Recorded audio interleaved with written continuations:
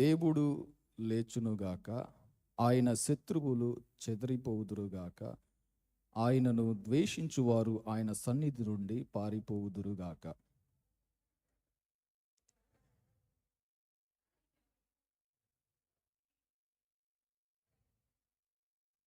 నీతిమంతులు సంతోషించుదురుగాక, వారు దేవుని సన్నిధిని ఉల్లసించుదురుగాక, వారు మహదానందము పొందుదురుగాక.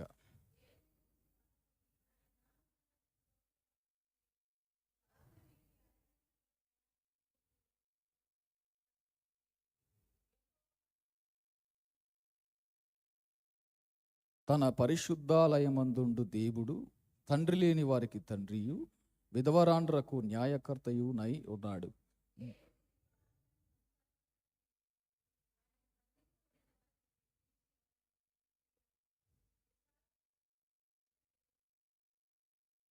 దేవా, నీవు నీ ప్రజల ముందర బయలుదేరినప్పుడు, అరణ్యములో నీవు ప్రయాణము చేసినప్పుడు,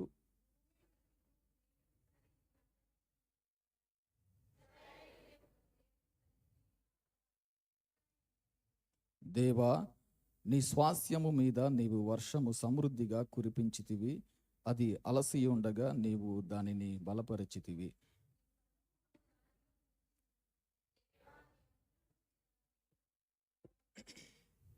ప్రభువు మాట సెలవిచ్చుచున్నాడు, దానిని ప్రకటించు స్త్రీలు గొప్ప సైన్యముగా ఉన్నారు.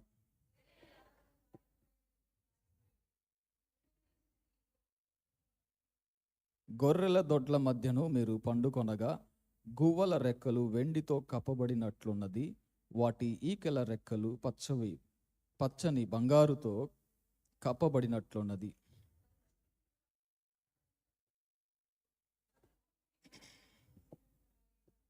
బాషాను పర్వతము దేవ పర్వతము, బాషాను పర్వతము శిఖరములు గల పర్వతము.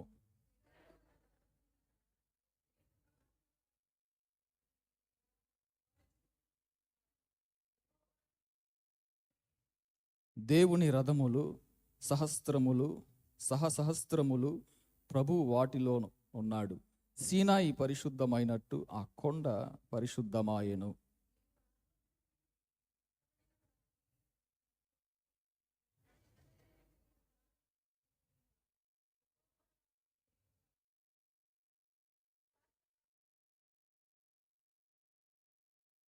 ప్రభువు స్తుతినొందునుగాక, అనుదినము ఆయన మా భారము భరించుచున్నాడు. దేవుడే మాకు రక్షణకర్త అయి ఉన్నాడు.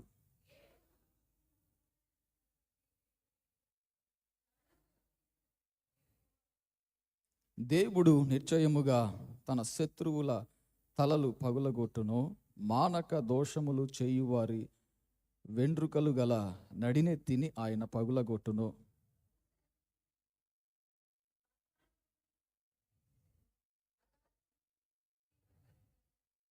వారి రక్తములో నీవు నీ పాదము ముంచుదువు, నీ శత్రువులు నీ కుక్కల నాలుకలకు భాగమగుదురు.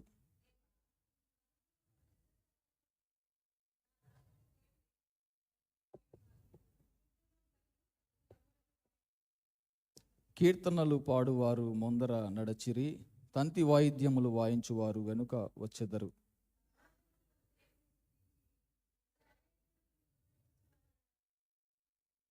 కనిష్ఠుడగు బెన్యామీను అను వారి ఏలిక అచ్చటనున్నాడు. యూదా అధిపతుల పరివారం అచ్చటనున్నది. జెబూలూను అధిపతులను, నఫ్తాలి అధిపతులను ఉన్నారు.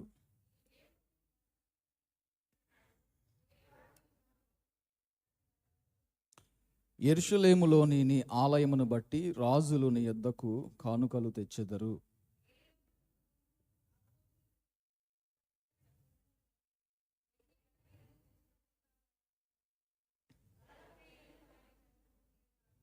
ఐగుప్తులో నుండి ప్రధానులు వచ్చెదరు. కూషీయులు దేవుని తట్టు తమ చేతులు చాచుకొని పరిగెత్తి వచ్చెదరు. అనాదిగానున్న ఆకాశవాహన మెక్కువానిని కీర్తించుడి. ఆయన తన స్వరము వినబడజేయును, అది బలమైన స్వరము.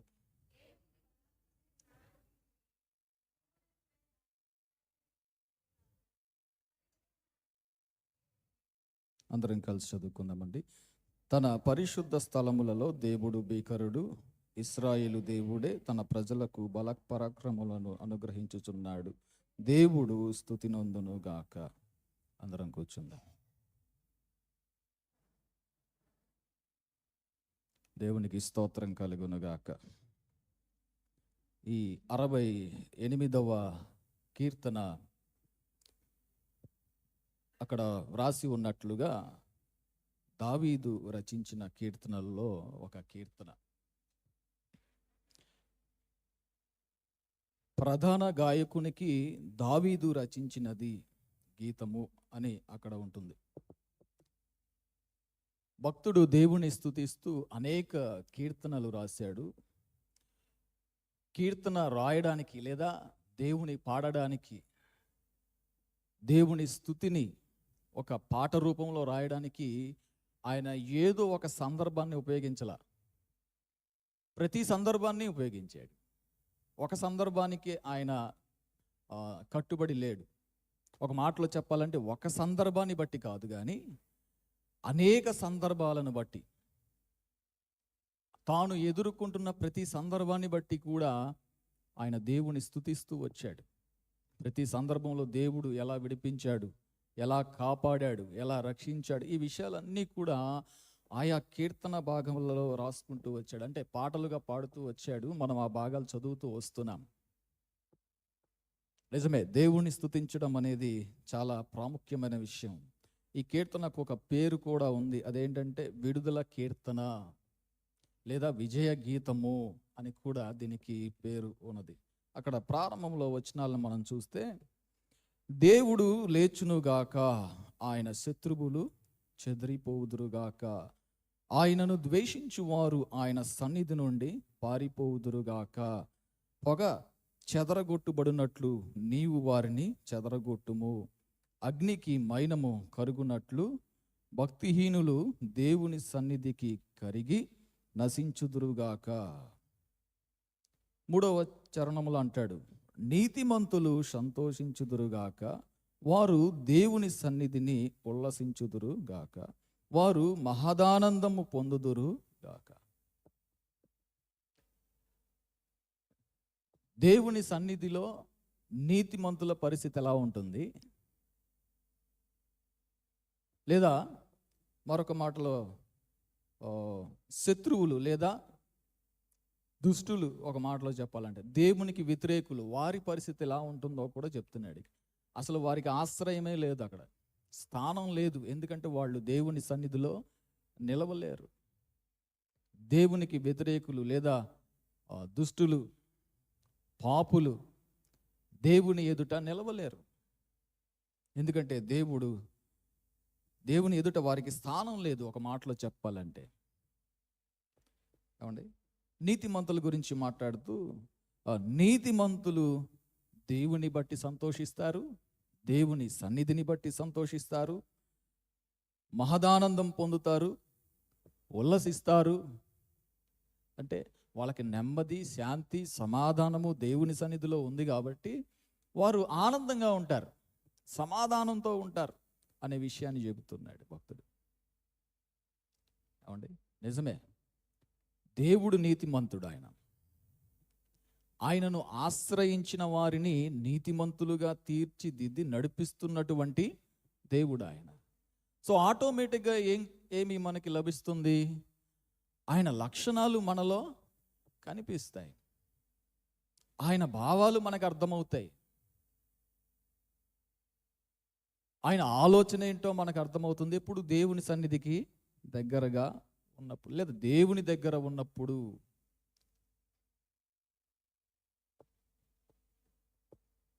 నీతిమంతులు సంతోషించుదురుగాక, దేవుని సన్నిధిని వారు ఉల్లసించుదురుగాక, మహదానందము పొందుదురుగాక. ఇక్కడ పాడుతున్నాడు 4వ చరణంలో, దేవుని గూర్చి పాడుడి అంటాడు. నేనే కాదు, అందరం కలిసి పాడాల్సిన పాట అని చెప్తూ, దేవుని గూర్చి పాడండి అని చెప్తూ అంటాడు ఒక మాట. దేవుని గూర్చి పాడుడి, ఆయన నామమును బట్టి స్తోత్రగానము చేయుడి, వాహనమెక్కి అరణ్యములలో ప్రయాణము చేయు దేవుని కొరకు ఒక రాజమార్గము చేయుడి, యెహోవా అను ఆయన నామమును బట్టి ఆయన సన్నిధిని ప్రహర్షించుడి. ఏమండి, ఇశ్రాయేలు చరిత్రలో మనం చూసినట్లయితే దేవుడు తన ప్రజలను ఏ విధంగా నడిపించాడంటే, దేవుని మందసము ఏమంటే వారు మోసుకుంటూ వెళ్ళారు. ఒక మాటలో చెప్పాలంటే దేవుని సన్నిధికి గుర్తు మందసం. మరొక మాటలో చెప్పాలంటే దేవుడే వారికి తోడై ఉండి వారి మధ్య ఉండి వారిని నడిపిస్తూ వచ్చాడు. ఆ సందర్భాన్ని భక్తుడు జ్ఞాపకం చేస్తున్నాడు ఒకసారి. ఆ తర్వాత ఇంకా ముందుకు మనం కొనసాగితే 5వ చరణంలో 6వ చరణంలో అంటాడు ఏమని, తన పరిశుద్ధాలయమందుండు దేవుడు తండ్రి లేని వారికి తండ్రియు విధవరాండ్రకు న్యాయకర్తయునై ఉన్నాడు. దేవుణ్ణి మనము హూ ఇస్ గాడ్ అని ఆలోచన చేస్తే, దేవుడు ఎవరు అని ఆలోచన చేస్తే మనకి అన్ని తెలిసిన విషయాలే. ఏమని చెప్తామంటే సహజంగా దేవుడు సృష్టికర్త, దేవుడు సర్వశక్తిమంతుడు, దేవుడు అనంత జ్ఞాని. ఏమండి, ఆ తర్వాత దేవుడు ఒక రూపకర్త. ఆర్టిస్టులు చాలామంది ఉంటారు, వాళ్ళు చూచిన దానిని వేస్తూ ఉంటారు. కొన్నిసార్లు కొంతమంది కాస్త ప్రొఫెషనల్స్ అయితే వారు ఊహించి కూడా వారి హృదయంలో ఉన్న తలంపును బట్టి ఆర్ట్ వేస్తూ ఉంటారు. కానీ దేవుడు వేసిన ఆర్ట్ ఏంటో తెలుసా? మనమే. ఇది కాపీ కొట్టడానికి లేదు, యూనిక్. దేవుని ఆలోచన ఆయన మనకి చెప్తే కానీ మనకు తెలియదు. ఈ సృష్టిని మనం చూసినప్పుడు, ఈ పరిస్థితులన్నీ గమనించినప్పుడు ఒకరికి ఉన్న రూపం మరొకరికి లేదు అంటే ఎంత డిజైనింగ్ ఆయన చేశాడండి మనుషులను. నా రూపం మీకు లేదు, మీ రూపం నాకు లేదు, మీ రూపం పక్కన వాళ్ళకి లేదు. ఒక నానుడు ఉంది ఈ ప్రపంచంలో, ఏంటంటే మనిషిని పోలిన మనుషులు ప్రపంచంలో 7 ఉంటారు అనేది ఒక నానుడు. కోర్స్ పోలిక కొంచెం కలుస్తుందేమో కానీ మొత్తం క్యారెక్టర్ కానీ మనిషి కానీ ఆ వ్యక్తి కాదు. అంటే ఎంత అద్భుతంగా రూపకల్పన చేశాడు దేవుడు, మనల్ని ప్రత్యేకంగా ఏమండి రూపించాడు. రైట్, దేవుని గురించి మాట్లాడినప్పుడు ఇవన్నీ జ్ఞాపకం చేసుకుంటాం. కానీ ఈ 5వ చరణంలో చదివబడిన మాట చూస్తే, తన పరిశుద్ధాలయమందు ఉండు దేవుడు, పరిశుద్ధాలయమందు ఉండే దేవుడు ఏం చేశాడంట? ఎలాంటి వాడో చెప్తున్నాడు ఇక్కడ. తండ్రి లేని వారికి తండ్రియు. God is the loving father. తండ్రి లేని వారు అంటే పిల్లల్ని తండ్రి ఏ విధంగా ప్రేమిస్తాడో దేవుడు కూడా తన పిల్లల్ని ఆ విధంగా ప్రేమిస్తున్నాడు. మరి ముఖ్యంగా ఈ చరణంలో తండ్రి లేని వారికి తండ్రియు, ఆయనే తండ్రిగా ఉంటున్నాడు అక్కడ. యూనివర్సల్గా మనందరికీ తండ్రిగా ఉంటున్నాడు. మరి ముఖ్యంగా పర్టికులర్గా చెప్పాల్సి వస్తే తండ్రి లేని వారి పక్షాన కూడా ఆయన తండ్రిగా ఉంటున్నాడు. ప్రేమ కనిపిస్తుంది. ప్రేమ, తండ్రికి బిడ్డల పట్ల ఏ విధమైన ప్రేమ ఉంటుందో దేవునికి కూడా మన పట్ల ఆ విధమైన ప్రేమ ఉంది. మరి ముఖ్యంగా ఇక్కడ తండ్రి లేని వారికి తండ్రియు విధవరాండ్రకు న్యాయకర్తయునై ఉన్నాడు. నాకెవరు న్యాయం చేసేవాళ్ళు లేరండి అని బాధపడడానికి లేదు, ఎందుకంటే దేవుడే న్యాయకర్తగా ఉన్నాడు. ఇంకా దేవుడే ఇనిషియేటివ్ తీసుకుంటే ఇంకా భయం ఏంటండి? ఇంకా భయం ఏంటి? వాదించేటప్పుడు మన పక్షాన కాస్త బలమైన వ్యక్తి ఉన్నారా లేదా అని చూసుకుంటూ ఉంటాం కొన్నిసార్లు ఆ పరిస్థితులు వచ్చినప్పుడు. కానీ ఇక్కడ పరిస్థితి ఏంటో తెలుసా? పూర్తిగా డిఫరెంట్. దేవుడే మన పక్షంగా వాదిస్తుంటే ఇంకా విరోధి ఎవరు ఉంటారండి? వాదనలో నెగ్గేవాళ్ళు ఎవరు ఉంటారు? అంటే దేవుడు న్యాయం చేస్తున్నాడు, మన పక్షాన న్యాయం జరిగించేటువంటి దేవుడు. మరి ముఖ్యంగా అక్కడ విధవరాండ్రకు న్యాయకర్త అయినటువంటి దేవుడు. ఆ తర్వాత 6వ చరణంలోనికి వెళితే దేవుడు ఏకాంగులను సంసారులుగా చేయువాడు, ఆయన బంధింపబడిన వారిని విడిపించి వారిని వర్ధిల్ల చేయువాడు. ఈ ప్రతి చరణంలో అక్కడక్కడ మనం చూస్తున్నప్పుడల్లా ఇశ్రాయేలీయుల చరిత్రే మనకి జ్ఞాపకం వస్తుంది పదే పదే. ఐగుప్తు బానిసత్వంలో వారు ఏ విధంగా బంధించబడ్డారు, ఆ తర్వాత దేవుడు తాను ఏర్పరచుకున్న ఏమండి నాయకులను పంపించి తర్వాత వాళ్ళని ఏ విధంగా విడిపించాడు, వారిని ఏ విధంగా అభివృద్ధి పరిచాడు అనే విషయాలన్నీ కూడా భక్తుడు జ్ఞాపకం చేసుకుంటూ రాస్తున్నాడు. మనం బంధింపబడిన స్థితిలోంచి దేవుడు ఏ విధంగా విడిపించాడు అనేది మనం జ్ఞాపకం చేసుకోవాలండి అనునిత్యం. బంధింపబడిన స్థితి అంటే ఇక్కడ మనల్ని ఎవరూ పట్టుకొని వెళ్ళి ఫిజికల్గా బంధించలేదు. కొన్నిసార్లు కొందరు వ్యక్తులు తమ ఆలోచనల చేత బంధించబడతారు. కొన్నిసార్లు కొందరు వ్యక్తులు మరొకరి ఆలోచనల చేత బంధించబడతారు. బయటికి చూస్తే ఫిజికల్గా ఏ బంధకాలు కనబడవు, తాళ్ళు కనబడవు. కానీ మరొక వ్యక్తి తమ ఆలోచన చేత ఈ వ్యక్తిని బంధించే ప్రయత్నం జరుగుతున్నాయి బయట. అవునంటారా కాదంటారా? మాటల చేత, క్రియల చేత బంధించి, ఇది ఒక రకమైన బంధింపు అయితే ఇంకొక రకమైనది ఉంది. అదేంటంటే వ్యక్తిగతంగా భయాందోళనకి గురైపోవడం, అది కూడా బంధింపబడమే. అయ్యో నాకు ఎవరు లేరు అని చెప్పి ఒక డిప్రెషన్లోనికి వెళ్ళిపోవడం, అది కూడా ఒక రకమైనటువంటి ఏమండి చెర. ఐగుప్తు చెర కంటే ఎక్కువ అది.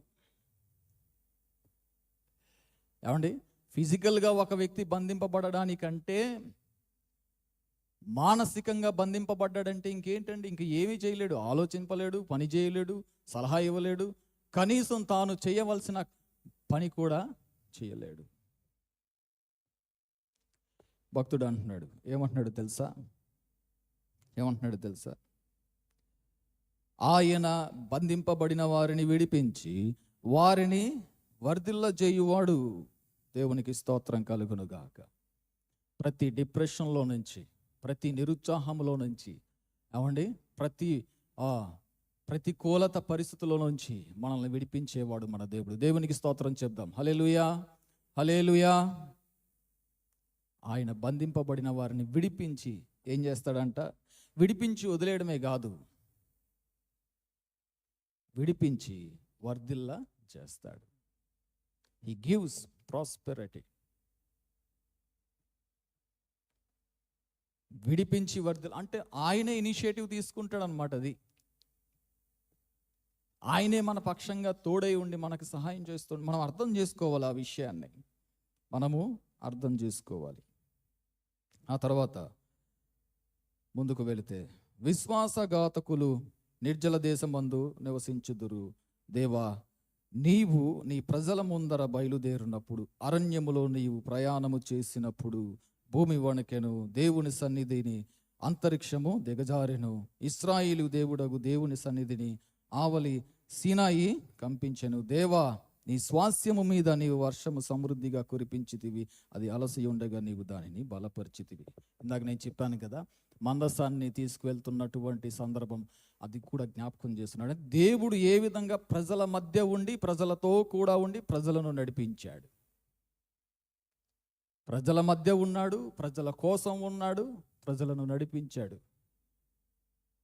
మన డెమోక్రసీకి కూడా అదే పేరు. ఏమండి, ప్రజల కొరకు, ప్రజల చేత నడిపించబడుతున్నటువంటి ప్రభుత్వం. దేవుడు ఇనిషియేటివ్ తీసుకుంటున్నాడు. ఇక్కడ దేవుడు బాధ్యతను తీసుకుంటున్నాడు, మనల్ని నడిపిస్తున్నాడు. దేవునికి స్తోత్రం కలుగునగాక. ఆ తర్వాత ఇంకా ముందుకు వెళితే 10వ చరణంలో, నీ సమూహము దానిలో నివసించును. దేవా, నీ అనుగ్రహము చేత దీనులకు సదుపాయము కలుగజేసితివి. వారి విధేయతను జ్ఞాపకం చేసుకున్నాడు. తమ విధేయత అంటే భక్తుడు విధేయతను జ్ఞాపకం చేసుకున్నాడు. అయ్యా, మేము దీనులం. ఇప్పుడు దీనులకు సదుపాయాన్ని ఇచ్చేది ఎవరు? దేవుడే. ఆ మాట జ్ఞాపకం చేస్తున్నాడు. ఏమంటే, దేవా నీ అనుగ్రహము చేత దీనులకు సదుపాయము కలిగెను. 11 ప్రభువు మాట సెలవిచ్చుచున్నాడు, దానిని ప్రకటించు స్త్రీలు గొప్ప సైన్యముగా ఉన్నారు. సేనల రాజులు పారిపోయేదరు, ఇంట నిలిచినది దోపుడు సొమ్ము పంచుకొనును. ఈ విషయాలన్నీ కూడా శత్రువులు ఏ విధంగా చెదిరిపోతారు లేదా చెదిరిపోయారు గతంలో, ఈ విషయాలన్నిటిని కూడా జ్ఞాపకం చేస్తున్నాడు. దేవుడు మనకు తోడై ఉండి సహాయం చేస్తూ మనల్ని నడిపిస్తున్నప్పుడు శత్రువు ఏమవుతాడంట? పారిపోతాడు. దేవుడు ఇశ్రాయేలు ప్రజలకు తోడై ఉన్న సంగతి అవతల శత్రు సమూహాలకు తెలిసినప్పుడు వాళ్ళు ఏం చేశారో తెలుసా? పారిపోయారు. సో పాస్ట్ని జ్ఞాపకం చేస్తున్నాడు, ప్రెజెంట్ని జ్ఞాపకం చేసుకుంటున్నాడు. మనము దేవుడు మనకు సహాయం చేసిన విధానాన్ని మనము ఎప్పుడు కూడా మర్చిపోకూడదు. గతాన్ని జ్ఞాపకం చేసుకోవాలి. అంటే దేవుడు గతంలో ఏ విధంగా మనకు తోడై ఉండి మనకు సహాయం చేశాడనే విషయాన్ని జ్ఞాపకం చేసుకోవాలి. అదే టైంలో ప్రస్తుతం ఏ విధంగా దేవుడు మనకు సహాయం చేస్తున్నాడు, ఈ విషయాన్ని కూడా మనం జ్ఞాపకం చేసుకోవాలి. ఏమంటే ఆ తర్వాత ఇంకా ముందుకు వెళితే మరి ముఖ్యంగా 19వ చరణంలోనికి వెళ్తాం. 19 ప్రభువు స్తుతి నొందునుగాక, అనుదినము మా భారము భరించుచున్నాడు, దేవుడే మాకు రక్షణకర్తయ్యై ఉన్నాడు. దేవునికి స్తోత్రం కలుగునుగాక. ఒకవేళ మనము మనుషులుగా ఆలోచించినప్పుడు, అయ్యా మీ భారం ఎవరు మోస్తున్నారంటే, నా భారం ఎవరు మోస్తున్నారండి, నా భారం నేనే మోసుకుంటున్నా అంటారు. నా డబ్బులు నేనే చెల్లిస్తున్నా, నా బట్టలు నేనే కొనుక్కుంటున్నా, నా పని నేను చేసుకుంటున్నా, నా పని మీరేం చేయట్లేదు అని అంటాం. వాస్తవానికి మనం ఇన్ని జరిగిస్తున్నామంటే ఈ భారం అంతా ఎవరితో తెలుసా? సాధారణంగా ఐ అని మాట్లాడతాం. వాస్తవానికి ఆ ఐ మనం కాదు. ఆ ఐ దేవుడు. దేవునికి స్తోత్రం కలుగునుగాక. ప్రభువు ఆయన ఫస్ట్ పర్సన్ సింగులర్. ఆయన మన భారాన్ని ఏం చేస్తున్నాడు? భరిస్తున్నాడు. ఆయన మన భారాన్ని భరిస్తున్నాడు. భక్తుడు జ్ఞాపకం చేస్తున్నాడు, అనుదినము, ఒక్కరోజు కాదు, 4 రోజులు కాదు, 1 సంవత్సరం కాదు, 10 సంవత్సరాలు కాదు, అనుదినము, పుట్టినది మొదలుకొని ఇప్పటి వరకు అనుదినము, ఎవ్రీడే ఆయన మా భారము భరించుచున్నాడు. దేవుడే మాకు రక్షణకర్త అయి ఉన్నాడు. దేవుడే మాకు రక్షణకర్త అయ్యారు అంటే దేవుడే రక్షణ అని చెప్తున్నాడు భక్తుడు. మాకు రక్షణ మా ఆయుధాలు కాదు, మాకు రక్షణ మా జ్ఞానము కాదు, మాకు రక్షణ ఇంకేదో కాదు, మాకు రక్షణ మా దేవుడు. అది మనం చెప్పగలగాలి. దేవునికి స్తోత్రం కలుగునుగాక. హల్లెలూయా. కరోనా వైరస్ వచ్చిందండి ఒకసారి, తెలుసు కదా, 2020. దానికి పేరేం పెట్టారంటే COVID-19 అని పెట్టారు. ఎందుకంటే 19లోనే అది డెవలప్ అయ్యింది. రక్షణ అనే మాటకి అసలు అక్కడ అర్థం లేకుండా పోయింది. అప్పుడు దాకా మేము ఎలాగైనా బ్రతకగలం డబ్బు ఉంటే అనుకున్న వాళ్ళకి చెక్ పెట్టింది. ఏమొచ్చో తెలుసా? చిన్న వైరస్ వచ్చి. ఇప్పుడు మనం దేని మీద ఆధారపడడానికి లేదు. అప్పుడైనా ఇప్పుడైనా మనం ఆధారపడాల్సింది ఎవరో తెలుసా? దేవుడు. దేవునికి స్తోత్రం కలుగునుగాక. హల్లెలూయా. దేవుడే మాకు రక్షణకర్త అయి ఉన్నాడు. అనారోగ్యం వచ్చినా దేవుడే రక్షించాలి, ప్రమాదం వచ్చినా దేవుడే రక్షించాలి. ఏమంటే ఆత్మరక్షణను కూడా దేవుడే అనుగ్రహించాలి. ఇంకేంటి మనం చేసేది? సమస్తము ఇస్తుంది దేవుడే. దేవునికి స్తోత్రం కలుగునుగాక. ఆ తర్వాత ఇంకా ముందుకు వెళితే 20 దేవుడు మా పక్షమున పూర్ణ రక్షణ కలుగజేయు దేవుడై ఉన్నాడు. 1% కాదు, 10% కాదు, 50% కాదు, 100%. పూర్ణ రక్షణను కలుగు చేసేటువంటి దేవుడు. దేవునికి స్తోత్రం కలుగునుగాక. తర్వాత మరణము తప్పించుట ప్రభువైన యెహోవా వశము.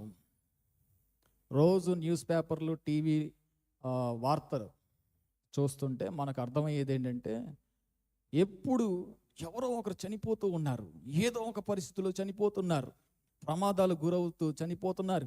ప్రమాదం ఏ రూపంలో అంటే ఏది ఊహించలేని పరిస్థితి. అది రైలు ప్రమాదం కావచ్చు, ఆటో ప్రయాణం కావచ్చు, ఆఖరికి విమాన ప్రయాణం కావచ్చు. ఏమండి, ఒక్కసారి ఆలోచించండి. ఇవన్నీ ఒక ఎత్తు అయితే, ప్రకృతి వైపరీత్యాలు మరొక వైపు. ల్యాండ్ స్లైడ్స్ అంటాం. ఏమండి, పెద్ద పెద్ద బండరాళ్ళు పగిలిపోయి అవన్నీ కూడా ప్రవాహంగా వచ్చి చనిపోయిన వారు ఉన్నారు.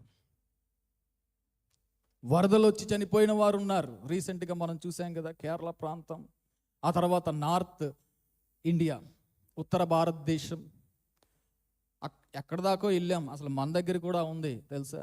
అటు వెస్ట్లోకి వెళితే పశ్చిమ గోదావరి జిల్లాల వైపు, తూర్పు గోదావరి జిల్లాల వైపు, ఇటు భద్రాద్రి కొత్తగూడెం ముంపు గ్రామాల వైపు ఒక్కసారి వెళ్తే తెలుస్తుంది.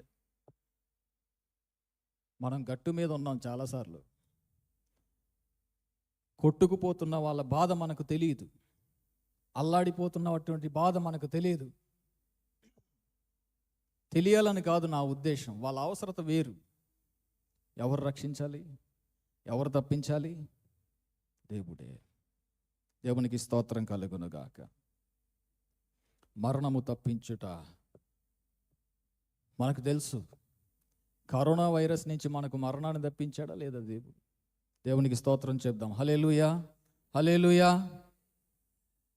ఏమైపోయే వాళ్ళమో పర్సనల్గా ఒకసారి జ్ఞాపకం చేసుకుంటే మీ అందరికీ ఉండొచ్చు కొన్ని అనుభవాలు. ప్రమాదము తప్పి ఏమండి ఎలా బయటపడ్డారో జ్ఞాపకం చేసుకుంటే, ఎవరు తప్పించారు? మన జ్ఞానం తప్పించిందా? మన తెలివి తప్పించిందా? మన ఆలోచన తప్పించిందా? నో, దేవుడు. దేవుడు దేవుడు తప్పించాడు. దేవునికి స్తోత్రం కలుగునుగాక.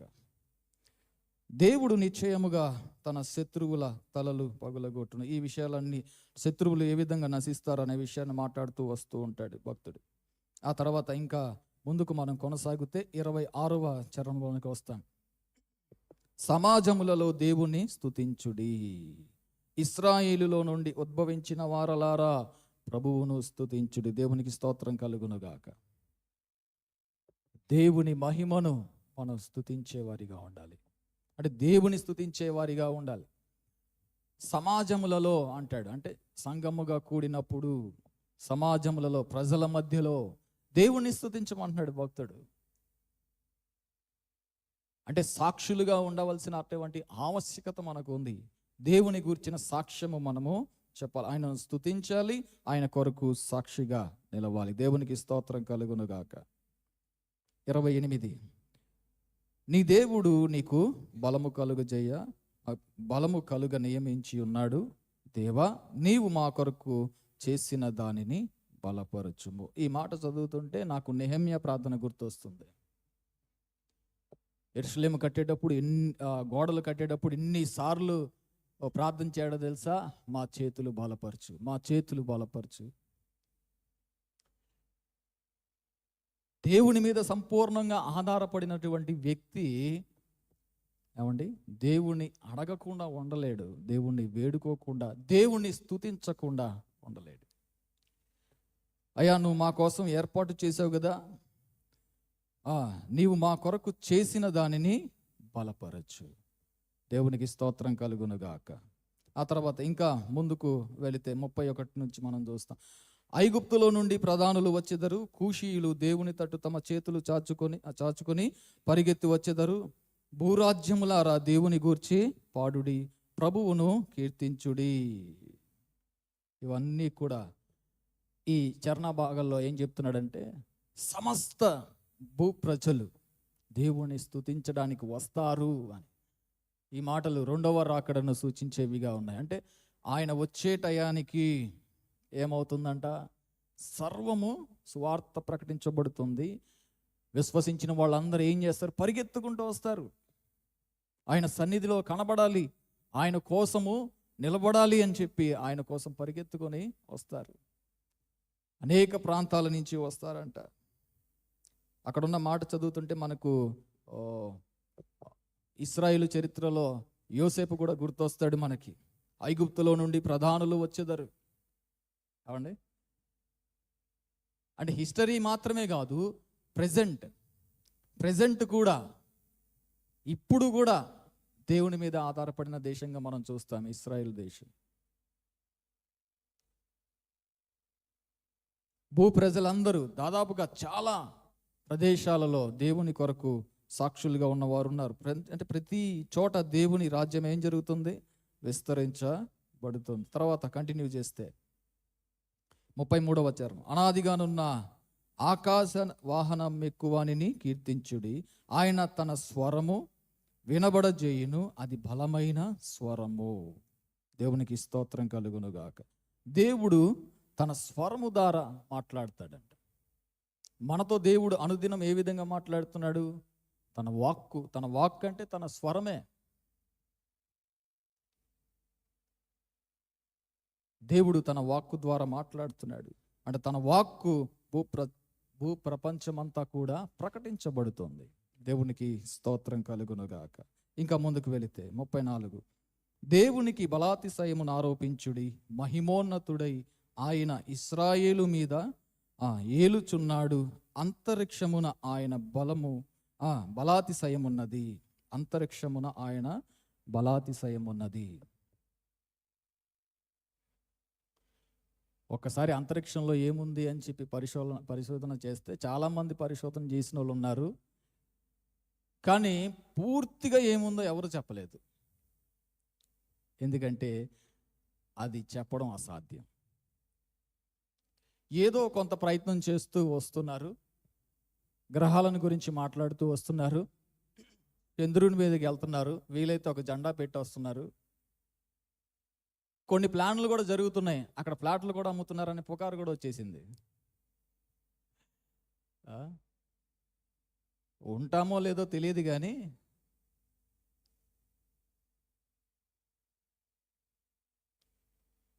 అంతరిక్షములో ఏముంది? దేవుని బలాతిశయము ఉన్నది. దేవునికి స్తోత్రం కలుగునుగాక.